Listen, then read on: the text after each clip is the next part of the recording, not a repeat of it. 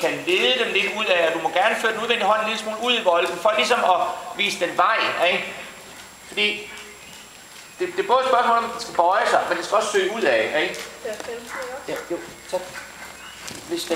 En hest, der falder ind, er altid sværere at bøje, end en hest, der søger ud af. Så hvis du specielt her, hvor der er åbent og plads, ikke, kan få den til at gå lidt ud mod venstre, så får du nemmere ved at få en bøjning. Og så en lille smule mere energi nu. Så nu kommer vi lige pludselig ned i lidt for lavt gear der, ikke? Sådan ja. Og næste gang at gå et par meter eller 3 længere ned ad banen, inden du drejer.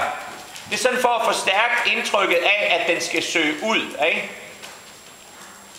En cirkelvold, der er 20 meter, den har selvfølgelig kun én form, men man kan godt sådan ligesom gå lidt væk fra det en gang imellem. Hvis du nu skubber den lidt mere ned og laver volden næsten en lille smule oval en gang imellem, for at få den til at forstå, at den skal søge den vej der, ikke? Pres med indvendig ben, udvendig tøj lidt ud. Ja, sådan ja. Se, bare det der lille ekstra, du gav, det gør, at den tænker, okay, jeg skal derud, ikke? Og når den tænker det, så vil den også nemmere at forstå, at den indvendige sænkel betyder gå væk og bøj dig. Ikke? Og det er det, at den skal forstå meget. Ikke? Sådan ja. Så på den måde kan du kombinere linjen sammen med din sænkelhjælp, sådan at den bedre og bedre forstår det. Ja, rigtigt. Super.